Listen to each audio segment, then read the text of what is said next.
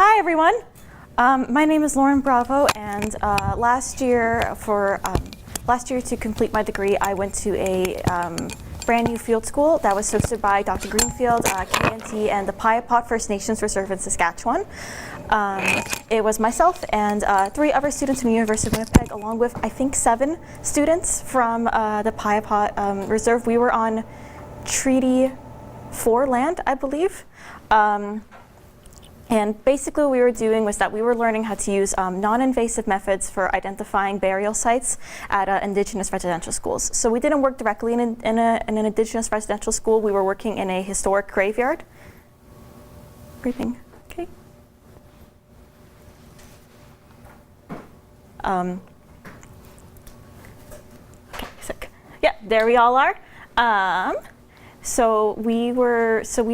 It was the University of Winnipeg, teachers from the University of Akron, and KNT, along with the name of the laboratory is escaping me, but they're on the next slide. Yes, an S4 mobile laboratory, and the S4 mobile laboratories as well. Sorry to bother. Use this clicker. Oh, wonderful! Thank you so much. So our leadership was for the Piapot First Nation, along with the elders, knowledge holders, and cultural support persons, so we could have a fully kind of immersive experience for both ourselves and for the students there at Piapot. And we got to work with a lot of brand new machinery, well, not brand new to us, but machinery has been used in the field before in order to identify grave sites at residential schools without having to actually dig, which can be quite traumatizing for communities for reasons which I believe are probably pretty obvious. Oh, I'm so sorry. Does it go this way? Oh, there we are. Wonderful. So the goal of the field school was to learn from the community about Indigenous residential school sites and the importance of searches. We were trained and educated on how and why to conduct subsurface searches for unmarked graves. So we weren't actually working at an Indigenous residential school site. We were working at a historic graveyard. At the Piapot Reserve, they were having an issue where it was a very old graveyard, and many of the grave markers were made of natural materials such as wood or easily breakable materials, such as some of them were kind of made from wires and wood and used on this as glass, and there were some traditional stone markers, but also a lot of people just didn't necessarily have any sort of marker for their grave, and then they would have a burial at the cemetery, and then during the burial, they would find another set of human remains, which is obviously not enjoyable for the people at the funeral. So they wanted to kind of ensure that that wasn't going to continue happening. So this is basically a collaboration with the First Nations Community Archaeology and the University collaboration, which has been established in British Columbia, Alberta, Saskatchewan, Ontario, but not in Manitoba. And basically we were being trained for support services for disappeared children. So training took place on the cemetery, which I mentioned earlier. It's really rocky and bumpy up there. It's like on the side of a hill, so you have to climb up the hill, and it's rocky and bumpy, and there's one side part of it that kind of slopes down, but then there's like part of a forest there. So it was a really interesting place to work and have to use machinery, especially GPR. We had a ground penetrating radar machine, which is basically it's like a big stroller, and then the machinery is placed on top of it, and you're trying to run it over like land, and you're like falling 3 feet deep, and it was very interesting. We were able to also do classroom-based learning in the community as well. We were luckily right next to the Piapot Elementary School, literally a minute away, so they were kind enough to let us use their science classrooms for presentations.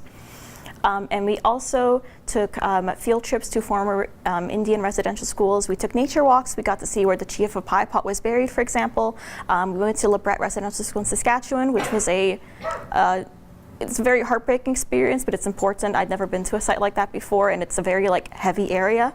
We got to talk to some people who worked there, which was very wonderful. And we also got to see an art showcase at the elementary school as well, which I thought was really lovely to see all these kids and how they're participating in their community and creating art, and having it's good to see kids creating art. So we had a ceremony to start and end our day. We did smudging every day with sage. It was experiential in nature, so all participants were involved in mixed teams for all events and training.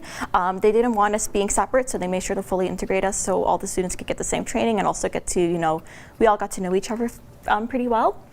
We had shared meals and accommodations, so myself and the 3 other students were all in the same teepee, and it was my first time camping, so that was an experience in itself. We had evening lectures, stories, oral history, cultural visits, elders visits led by community members, and field school senior staff. So every day we had our, it was Elder Murray, he would come and he would host our smudging ceremony, which was really wonderful, especially because they'd mentioned he had some major surgeries early that year, so we really appreciated him being able to come and help us out with the ceremonies. And we had oral and written reports back to the community. So all of us students had a little field notebook where we kept all our results in, and those were all sent back to the community of Piapot.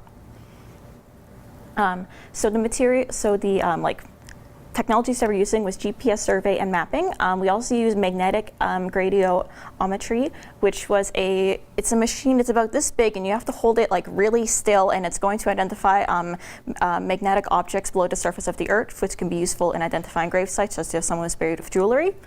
We use ground penetrating radar, which is this machine here, and that's the one I was mentioning earlier. And then beside the ground penetrating radar, we have this is soil spectroscopy.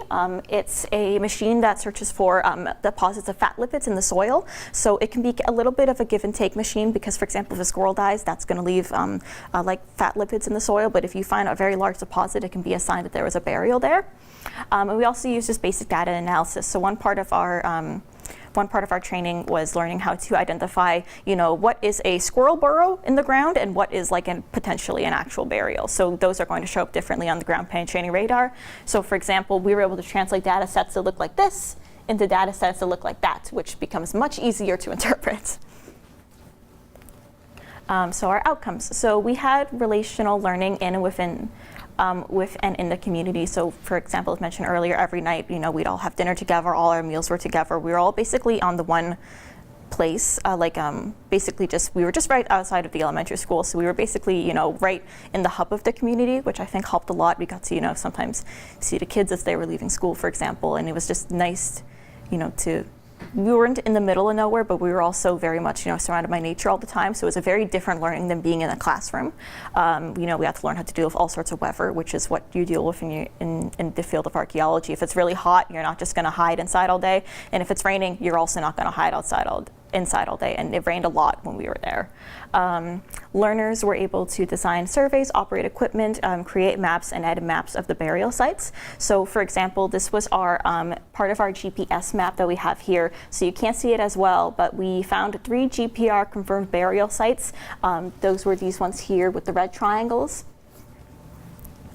I think they were on top of a hill where I was working with 2 other students if I remember correctly. All our potential burial sites here are in blue. So basically this was anything that you could see on the surface of the earth, like visually, that didn't necessarily have a marker, but was either a known burial site, from that community members knew someone was buried there, or we suspected someone was buried there based on features of the earth, such as, uplifted soil, or the grass was a different color in that patch. And then we also had our known burial site. So this was everything that basically had a marker, was that we had marked as known. So we covered pretty much that's the entire cemetery there. We also had capacity building with a marketable skill. GPR is a really unique thing to put on your resume, and it's a thing that we were all trained to use. So we all got certificates that we were trained to use GPR equipment, which if you're trying to apply for similar jobs in the field, it's nice to know that they won't have to teach you there. And then also the historic cemetery was remapped for the community. So we sent this map to the community, and they now have knowledge of where they can, if they're hosting a funeral or if they need to, have a burial, they don't have to worry about accidentally finding someone else while they're having a funeral. Thank you so much. That was so interesting. No problem.